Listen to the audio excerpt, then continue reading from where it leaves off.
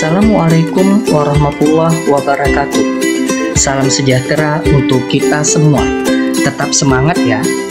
Kali ini materi yang akan saya sampaikan adalah berkaitan dengan tanah dan keberlangsungan kehidupan manusia, yang merupakan materi pelajaran IPA kelas 9 semester genap.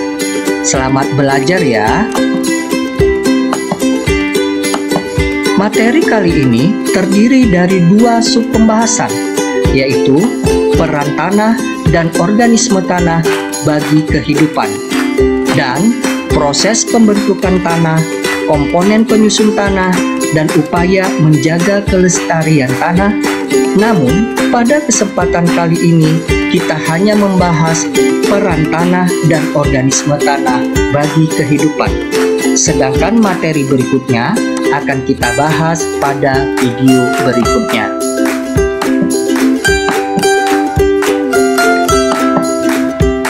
Tanah memiliki peran penting bukan hanya bagi manusia, tetapi bagi semua makhluk hidup yang ada di muka bumi. Secara garis besarnya, peran tanah bagi kehidupan dapat kita kelompokkan sebagai berikut. Yang pertama, merupakan tempat hidup organisme-organisme tanah. Contohnya, cacing tanah dan bakteri. Yang kedua, tanah merupakan penyedia keperluan manusia, yaitu yang pertama, tempat tinggal dan melakukan aktivitas.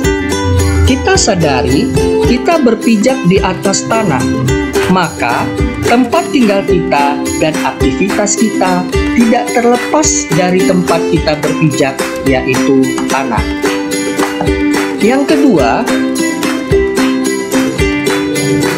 sebagai bahan bangunan untuk membuat rumah, contohnya batu bata.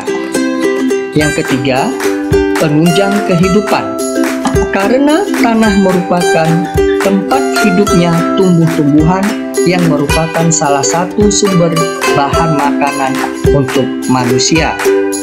Yang keempat, sebagai bahan baku kerajinan dan perabotan rumah tangga. Banyak bahan baku kerajinan dan perabotan rumah tangga yang terbuat dari tanah liat, di antaranya adalah kendi. Dan yang kelima, peran tanah adalah berfungsi sebagai tempat tumbuhnya tumbuhan dan hewan. Peran tanah yang ketiga adalah penyedia dan penyaring air, khususnya air tanah. Lantas, apakah peran organisme tanah bagi kehidupan? Ada beberapa peran organisme tanah bagi kehidupan. Yang pertama sekali adalah sebagai dekomposer. Organisme tanah dapat melakukan dekomposisi atau menguraikan bahan-bahan organik dari sisa makhluk hidup. Yang kedua, bereaksi kimia dalam tanah. Contohnya, bakteri Nitrobacter terlibat dalam reaksi penguraian materi organik kompleks yang berasal dari makhluk hidup menjadi senyawa nitrat. Yang ketiga, pengurai polutan dalam tanah. Organisme tanah berperan sebagai agen biologis yang mampu membersihkan polutan di dalam tanah. Yang keempat, pencegah penyakit tanah.